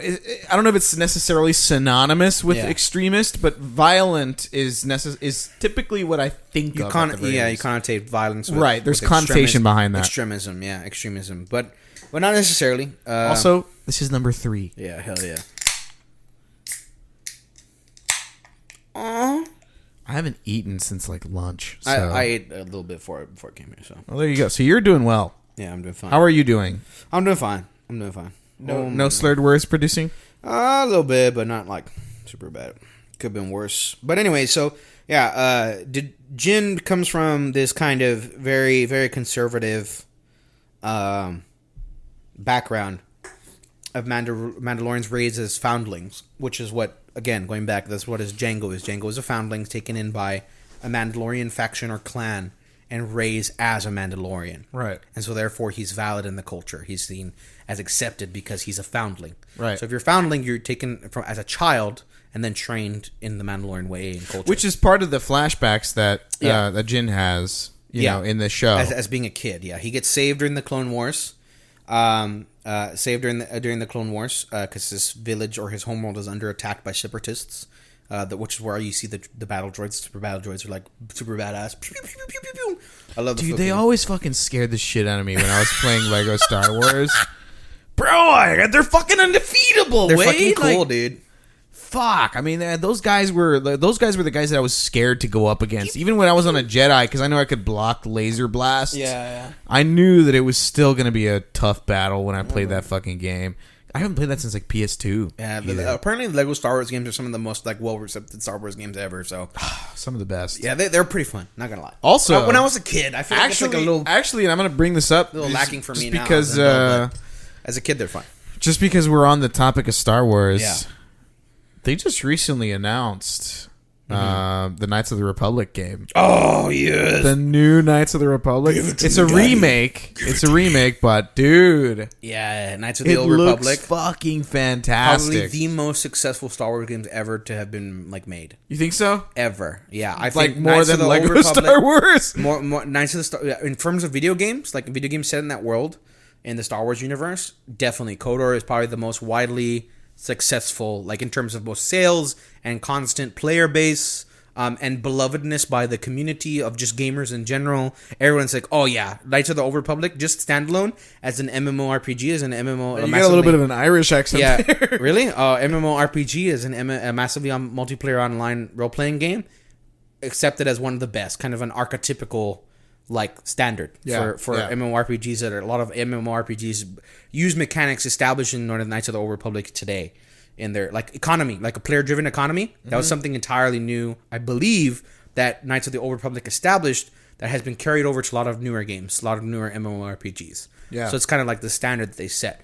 Like WoW has it, World of Warcraft has player-driven economy, Black Desert Online has player-driven economy. Elaborate on player-driven economy. That means that the players directly influence the prices of items on the kind of world market in the game. Oh. So they control supply and demand. They set prices. Of course, it's all arbitrary. It's a full-on fucking economy. It's a full-on economy. Like, I know that specifically if we're talking about player-driven economies in video games, EVE Online is one that is exceptionally, that I've heard a lot about. What's something that's like super mainstream nowadays that has that, aside from World of Warcraft? I was gonna say World at War. Well, it's an MMORPG kind of standard. I mean, I don't know a lot of other games that have player-driven economies besides MMORPGs, but I don't know what I can think of, because like shooters, which are like probably the most popular genre of games, don't have player-driven economies. It's you buy money, you spend real money to buy cosmetics in the game. Pause real quick. Yeah. All right, we're back on the recording. Manny, cut that shit out. Cut that shit. Yeah. Cut it. What was so nice? Oh, you have cross pen as well? Yeah, it was a gift. I have a Spider-Man one. Nice. I never understood are these just fancy pens? I think so, yeah. The fuck? I never understood that shit. Anyways.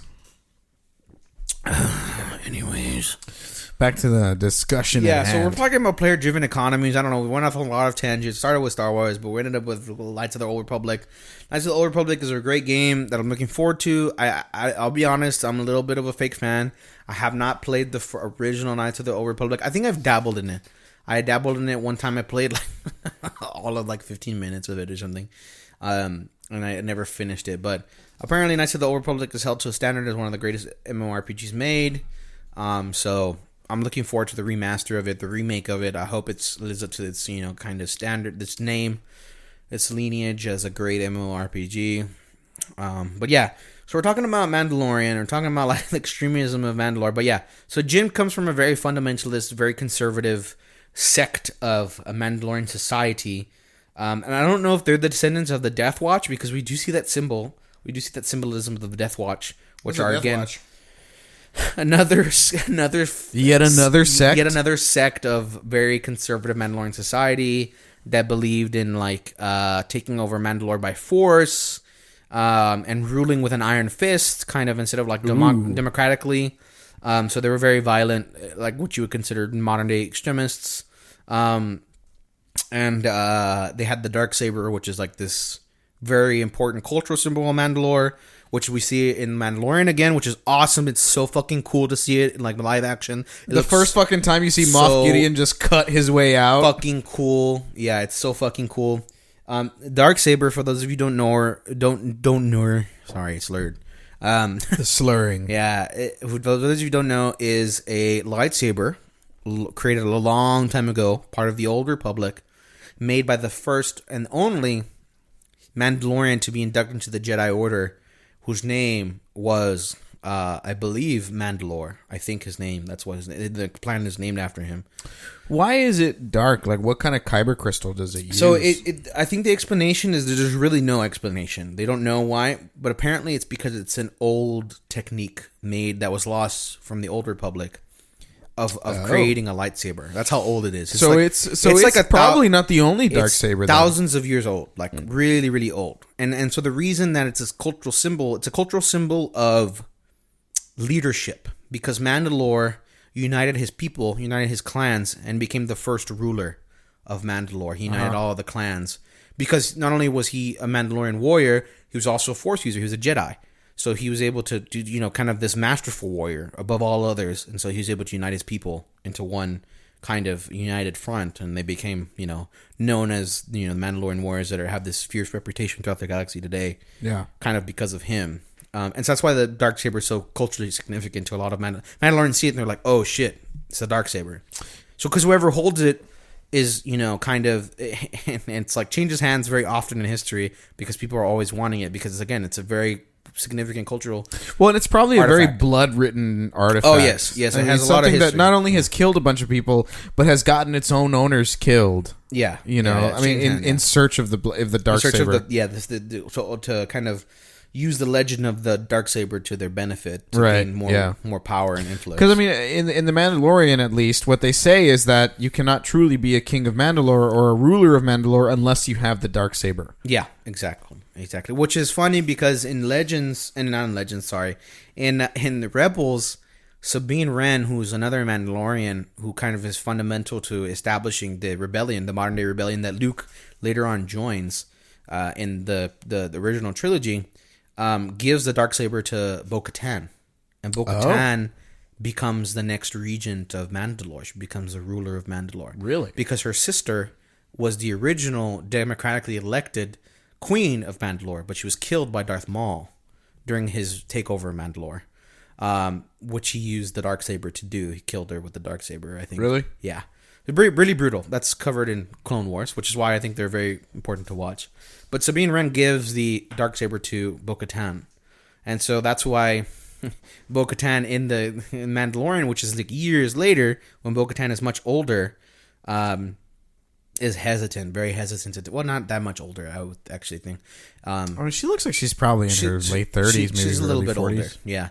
Granted, age in the Star Wars universe is kind of a crazy fucking thing. Weird. Yeah, it works weirdly. I mean, for example, like everybody calls him Baby Yoda. Baby Grogu.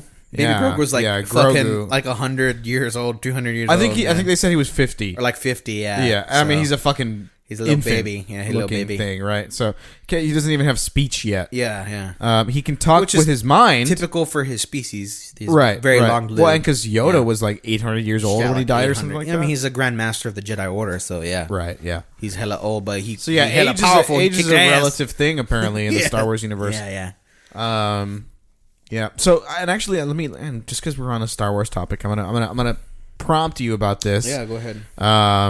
What do you think of the Visions series that Disney came out with? So, first of all, Disney in general, there just seems to be this resurgence of Star Wars that came up. Like once Disney bought out, Lucasfilm, there just seems to be this huge resurgence of Star Wars content that they just wanted to just fucking vomit out. I mean they're beating the beating the horse until it stops spitting out money, right? I mean they're just gonna keep milking it for everything that it's got. Probably. And they really they really fucking have, to be honest. Mandalorian was a great show, but Visions is not canon, is what you told me. I've seen conflicting things on that. As it is canon and it's not canon. I don't think it is though. I don't think so. I mean, to be fair, I hope it is. I've only seen one episode. Yeah. And just because I was kind of interested to see what it is, because from what your description of it was and from what I can tell, it's an anthology of just kind of random stories picked out. They're short stories too. They're maybe 13, 14 minutes in length. Yeah, they're like 20 and 30-minute episodes. No, not even. Really? Everything I looked at it was like 12, 13, 14 minutes. Shit, I didn't even recognize. They're short episodes, all from different Japanese animation studios. Yeah. Which were all given the freedom as well as far as what they were to do storyline wise. Artistic freedom, yeah. They were just given the Star Wars licensing and they said, have fun. Yeah, do your thing. Do your shit, so boo. Do your shit, boo. I mean, the first episode that I saw, interesting. Very interesting art style, I think. Yeah. Yeah, black and white. Different. And, animation seemed like it had a high frame rate too. Yeah. And ultimately, again, we'll get to the spoiler alerts. Ultimately, we see that this guy collects kyber crystals from Siths. Yeah. So we're not necessarily told that he's a Sith, but even though he has multiple red lightsabers. It's suggested that he might be like a dark side user, which because again, for non-Star Wars fans, I'll explain it for you. But Jedi and Sith are just two ends of the religious spectrum. They're religions. They're literally religions. Yeah. And both of them are radical. They're both radical fundamentalists, where the Jedi believe above all else selflessness and passivity, like being pacifism. Pacifism, being very passivity. I don't know what I was trying to say, but yeah. But they believe in being selfless above all else and being compassionate and it's at some points complacent almost, and that's kind of like a lot of the criticism that's heaped again, especially by the Sith. The Sith loving pointing out the kind of impotency of the Jedi Order, because the Jedi are always very hesitant in getting involved in politics and becoming kind of instruments of one side or the other of politics, especially because they do wield a lot of power. They're great warriors. They're very talented, powerful warriors. And so a lot of the the criticism against the Jedi is that they're complacent. They're always like too late, a little bit too little, too late to the kind of the conflict. Whereas on the other end of the spectrum, the Sith are all about selfishness. It's always about your personal goals, your personal ambition and drive, often to detriment, often to great extremes where they become so self-absorbed, so driven by their passions and their personal goals that become consumed by them, and they fall into this prey of this trap of seeking endless power seeking, where they're never satisfied, they're never satiated, because there's always some other mountain to climb. And that becomes their, kind of unending loop, their unending cycle. That's probably a pretty common theme in general. Yeah. Even nowadays, like even just in general, you think about CEOs like Elon Musk or Jeff Bezos that they fucking refuse to stop. I mean, granted, Jeff Bezos retired, but have more money than you could ever know what to do with in one lifetime. They could never spend the amount of money that they have. Exactly. Even if they were to just outright just start investing in crazy ass projects, they would never be able to spend the amount of money they have. But that's just comparable. But I think the Jedi and the Sith are two ends of the kind of religious spectrum, or the thematic, or what you kind of call it, theological spectrum in terms of belief, and you see a lot of gray area. And I think that's, again, something that's expanded upon in the greater universe that other creators, other artists, writers, comic book artists and writers have touched upon, have expanded upon, of the gray area between the kind of two extremes of Jedi. Well, and maybe Sith. That's what that first episode is trying to emphasize. That's what I'm getting to. That first episode is about a guy who might have trained in the ways of the Sith, because that's a dominant dark force, dark side user. Kind of theology, kind of teaching. Right. They do have a plethora of knowledge, a plethora of followers. So he might have been inducted, maybe have been an apprentice of a Sith Lord, or apprentice to some kind of Sith knight of some kind. and learn the ways, but then realize that this is not, conforming to this is not the way. This is not the way. Conforming to their beliefs, to their kind of, personal ambition, their passion above all else. Yeah. It was not something that he desired to. And he said, I'll still use the things that you've taught me, but I will not follow your such a strict, rigid hierarchy. You know what I'm saying?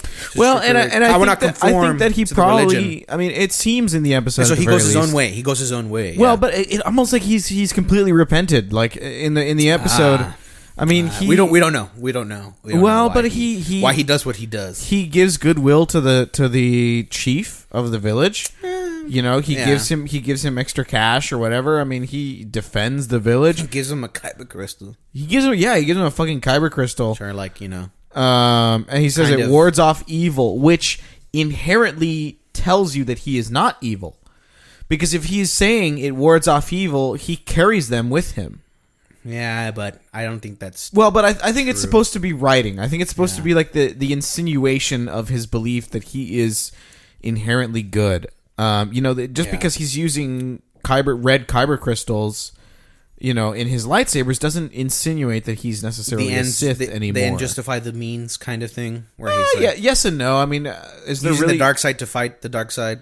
Yeah, I don't know if he really used the dark side to fight the dark side. That's never. Yeah, you're right. It's not like he's used any typical. The only hint that we have at him being a Sith is that he has a red lightsaber, but reality, I mean, it's like what's his fucking name?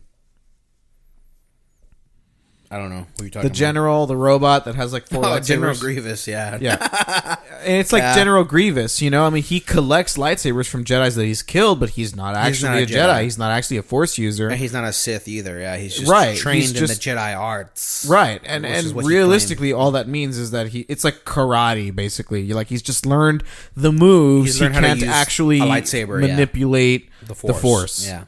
So, I mean, it's similar. Granted, this person obviously can manipulate the Force, and I'm only talking about the first episode because it's the only one I've seen. It's one of the better ones, in my opinion. Really? You think so? Yeah, the first one is one of the better ones. Story-wise. But I mean... and animation-wise, I like the animation. He doesn't necessarily insinuate that he's an actual Sith. He just all he has is red kyber crystals. Yeah. Which are a signature of the Sith. I mean, a moniker, but a symbol. It's like General Grievous. He's not actually a Force user, and he's not a Sith either. Right? He's just a guy who uses lightsabers evil, to fight. Yeah. He uses green and blue lightsabers to fight. Yeah. But it just so happens that he was not on the good side. The good side is technically, typically the Jedi side is typically,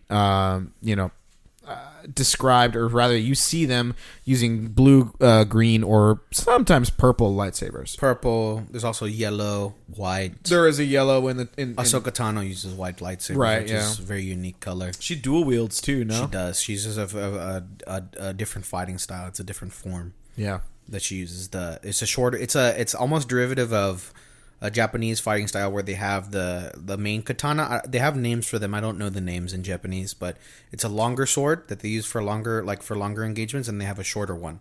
And it's the same thing. It's a very they drew inspiration from that fighting style of the samurai. Yeah. So she has two. She has a longer one and a shorter one. Which obviously this episode draws a lot of Japanese influence. She chooses to fight. Yeah. Oh well. I mean, because they're made by Japanese studios, so obviously. Well, yeah, but he pulls it out. He pulls the fucking lightsaber out like a katana. Yeah, like a katana. Yeah. Yeah. But anyways, very badass, very badass. I just kind of wanted to touch on that Visions. Visions is very cool. I think it's great that they're trying to branch out. They're trying to give the license to people that otherwise would not have access to the license. Well, and they're also trying to touch. Obviously, they're trying to touch on the immense popularity of anime nowadays. I didn't even think about that, but I think it's very popular in the Eastern market as well. That people love Star Wars. Star Wars, you think so? Yeah, it's very popular. I honestly think that they're almost pandering a little bit. I know it's extremely popular in Japan. Really, Star Wars is as popular, I think, globally, both in Europe and in the United. Of course, the United States more than anywhere else because it started here. But I think it's spread to all other markets because there's movie posters from the 70s that have from the original trilogy that were shown in Japan. Yeah, and I actually want to buy one to put on my wall because I think they look badass. But it has the Japanese script. You fucking weeb. But yeah, I guess. But they have the Japanese script. We don't shame. Yeah, we don't king shame. We don't shame. We don't gatekeep. But yeah, they have the Japanese script on them. I don't know what it's called. I'm not cultured, but Japanese script on them, and a lot of the posters are different from the American version, so they have slight variations in them from the original trilogy. I think it's really cool. It's a really cool piece of art, I think. But nonetheless, again, so there's a lot of evidence to support that they're just as popular here, if not more popular in the Eastern market than in the West. So I don't think it's pandering at all. I think from the video that we saw, especially for Visions, a lot of these creators and artists have, or for a long time, they've wanted to create things they wanted to create anime, because anime is specifically from Japan, or manga in the Star Wars universe. They've never been able to access the license because the license was held so closely guarded by Lucasfilm for whatever reason. And now that Disney's taken over, I don't know if I would say for whatever reason. I mean, there's obviously a reason. I mean, obviously you don't want people to go crazy with canon. Disney seems to be, at the very least, still trying to protect that. Yeah. Again, we're kind of conflicted as to whether Visions is actually canon in the Star Wars universe. I don't know. But Mandalorian is 100%. And it's been a great show. So obviously we're all excited for season 2. What I've heard is that season 2 is going to be almost nothing like season 1. Huh? Season 3.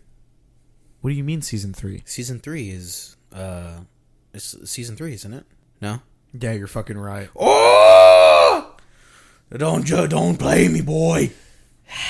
Yeah, so they do have 2 seasons. So the third season is supposedly going to be nothing like the first 2 seasons. Yeah, because the ending of the second season was just devastating. I mean, it was so badass and cool. Like, I cried. I'm not lying. I cried, bro. I was like, you cried? Fucking Luke, bro. You cried when you saw Luke CGI'd out? Bro, when he was fucking destroying the Dark Troopers, I was like, oh my god. Like the biggest nerdgasm I've ever had, bro. I was like, nerdgasms were prominent. God. This is the Luke that I remember, bro, from when I was a kid, bro. I was like, oh my god, he's fucking him up. I was like, King, what a bunch of King shit, bro. Fuck him up, Luke. Fuck him up. That's right. And then he's like, are you a Jedi? And I'm like, yes, he's the fucking Jedi, the fucking Skywalker, bitch. Of course. Of course. So that was your nerdgasm is at the end of season 2. Yes, bro. Yeah, you're totally right. But anyways, it's fucking amazing. Yeah, you can't deny that it was fucking amazing. It was fucking incredible, obviously. I mean, seeing a Jedi just cut through them like butter, bro. I mean, like nothing. I mean, it was just easy for him. The endorphins, bro. That's like a fucking cocaine hit, bro. Every time I'm like, oh my god, right, my fucking he's slapping his fucking forearms right now. He's about to inject himself with more midichlorians. More midichlorians, bro. Give me more. But yeah, so I don't know. I mean, I'm excited for season 3. Regardless, Pedro Pascal is obviously an incredible actor and a fucking awesome choice for Mandalorian. He was a very excellent choice for Mandalorian. Incredible actor all around, and I hope they continue with the badassery of drawing upon the expanded universe in Obi-Wan. Which is an exciting thing to look forward to. Because you asked me what Obi-Wan does, because he pretends he's dead. And the reason he pretends he's dead is because he's guarding Luke. And that's something that we see in Rebels. You need to watch Rebels. Rebels is amazing. So do Jedis have like translocation or something like that? Because I mean he like Darth Vader, his lightsaber goes straight fucking through him and his clothes just falls to the floor. Well, this is after. That's after the series. That's after the events of Obi-Wan. So the Obi-Wan is before. Right. But you're saying that he gets found later because he's protecting Luke or whatever. And the events of Rebels are also before the original trilogy. Oh, so does Ben Kenobi die when Darth Vader cuts him in half or not? He dies. You fucking earlier you said that he survives that. Earlier no. We were talking about I'm that. saying that in Rebels, which is set before, timeline-wise, set before the original trilogy, that Ezra Bridger, who's a burgeoning Jedi Padawan, finds Obi-Wan Kenobi in Tatooine with Darth Maul, because Darth Maul is consumed by this quest. It's the only thing that has kept Darth Maul alive for so long, for years and years, is all-consuming passion. Again, we see this, which is a typical trait of the Sith, though Darth Maul actually renounces the Sith Order and claims that he is no longer a Sith, he's just a dark side user. Yeah. something again, which we talked about, which is like that, which is kind of we see in Visions, a theme that they explore in Visions of being dark side user, but not necessarily a Sith, conforming to the religion and the standards of the Sith, right? The dogma of the Sith. Yeah. And so Darth Maul is a dark side user, all consumed by his goal of defeating Obi-Wan. That's the only thing he cares about. That's the only thing that drives him, because he sees his defeat at the hands of Obi-Wan as the cause for all of his woe in his life. So he makes his main point of living is revenge, of killing Obi-Wan is his ultimate goal. And we see that in Visions. We see that with Ezra, who he connects with. Maul and Ezra have this connection in the Force because they use these holocrons, and it's a whole story. Anyways, holocrons. The holocrons are like, repositories of knowledge for both the Sith and the Jedi. Very powerful artifacts of the Force. We're on Tatooine, and Ezra is there, Maul is there, and Ezra passes out in the desert. Obi-Wan picks him up, and Ezra says, hey, like, you're the one that I saw in my vision. He has a Force vision and says, you're the one that's the key to defeating the Sith. And he's like, no, that's just something that Maul wanted you to see. And then Maul pops out, and he's like, I finally fucking found you, Obi-Wan, after all these fucking years. And he says fucking right there? He's like, all these fucking years. No, he's like, no, but that's what he wanted to say. He's like, all these fucking years I've been tracing you. Obi-Wan, I found you. Finally. He's all like deranged. The voice actor for Maul is amazing. Anyways, so Obi-Wan says, you know what, youngin, you need to get on. I'm not what you're looking for. And Maul and Obi-Wan have this showdown. And of course, Obi-Wan claps Maul's ass cheeks vibrating to the air, and he kills Maul. He kills Maul finally. He ends Maul's suffering with a final blow. Sam Witwer, that's the guy that I was trying to fucking think of his name. He's the one that plays Darth Maul. I've seen him in the voice, like in the studio when he's voice acting. Fucking incredible to watch. Yeah. Like when he's like, Kenobi! Like just fucking all out, like going crazy. Like, yeah. It's fucking awesome to watch him work. He feels the emotion. Yeah, he's a great voice actor. Yes. Amazing. And so Obi-Wan finishes him. Darth Maul's dead. And Darth Maul says to him, she's like, why are you in Tatooine? Like, what brought you here? There has to be a reason. And then as he's dying, he says, you're defending him, aren't you? And he says, he's the chosen one. Tell me, is he's the chosen one? And Obi-Wan is like, yes, he is. And then Darth Maul dies. And he's referring to Luke Skywalker. And so at the very end of the episode, you see Obi-Wan and his little creature, his little lizard creature, and you hear, Luke, come inside! And you see like this little kid running inside and it ends. And you're like, oh shit. So this whole time Obi-Wan's been hiding. He's been pretending to be dead because he's looking over Luke. He's been watching over Luke this whole time, trying to make up, I guess. Probably because he feels guilty because he killed his father, because he killed Anakin. Yeah. Because Anakin, well, obviously we know that it's not true because he's Darth Vader, but Anakin lives on. But of course Obi-Wan doesn't know that. I was going to say, he thinks he killed him. He thinks he killed him on Mustafar, which is not true. Right. Which he then later discovers when he's facing him down in that scene where he gets cut down by Vader. But yeah. And so we discovered that Luke is the one that eventually will restore balance, and he does. He overthrows the Sith and restores balance. For the most part, until 6, 7, and 8. I'm sorry, until 7 and 8, 7, 8, and 9 come along. But he destroys the Empire. He destroys the Empire, which is the goal of the rebellion, right? Of the kind of restoring order, kind of balance to the Force, right? But yeah, so that I think I was like, oh, dude, that's such a fucking badass episode. Like, what a great episode. A good wrap up to what it. What a great episode. Yeah. So that's what I hope they explore.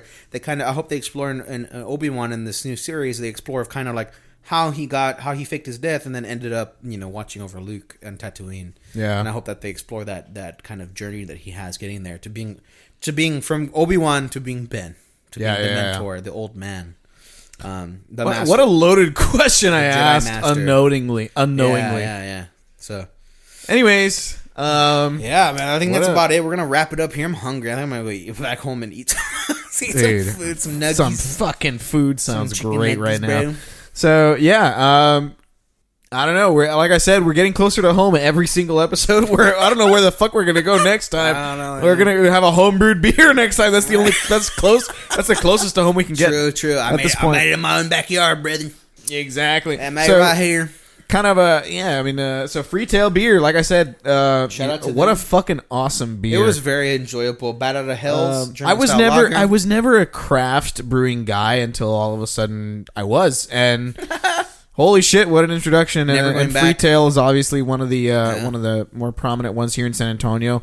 Hell's Lager, that's what we just had today. The Bat out of Hell's, and then we went on a whole fucking Star Wars rant. And guys, I'm so excited for Obi-Wan.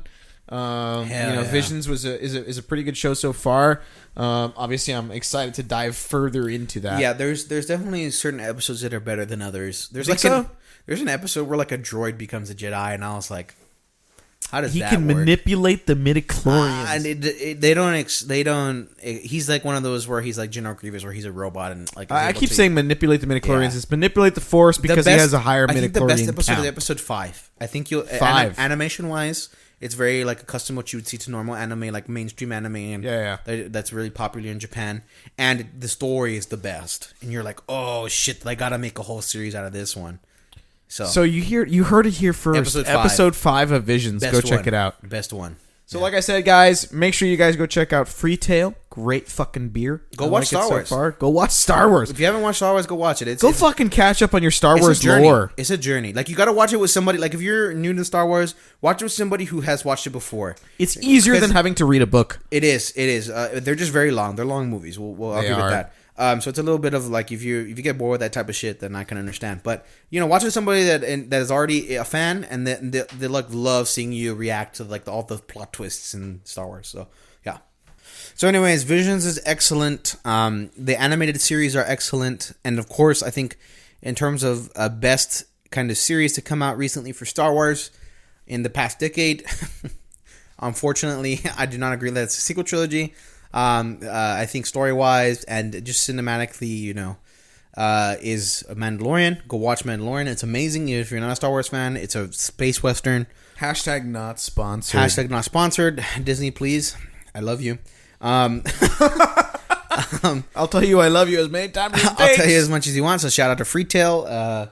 Bat out of Hell. Hell is German lager. Bat out of Hell. Bat out of Hell is German lager. Shout out to Star Wars fans out there. I hope you guys enjoyed this episode. I know I did it because I'm a big Star Wars nerd, so I got to talk a lot about that shit like I like. Big Star Wars chungus. And also, don't forget, check out the website, check out our social medias, and fucking leave a review if you are enjoying the podcast. Yeah. It helps us out so incredibly much. You have no idea how much it matters that you just fucking hit that 5-star. Those algorithms are incredibly powerful, so please, people, help us use them. Hit that fucking 5-star. Give us a like, give us a comment, whatever. Us some feedback. We're always open to feedback. Literally, fucking message me and tell me you suck balls. I'll take that. We'll take it too. We'll take the haters too. Fuck it. We'll take it. I'll take all of it. We'll take it all. I appreciate all of you.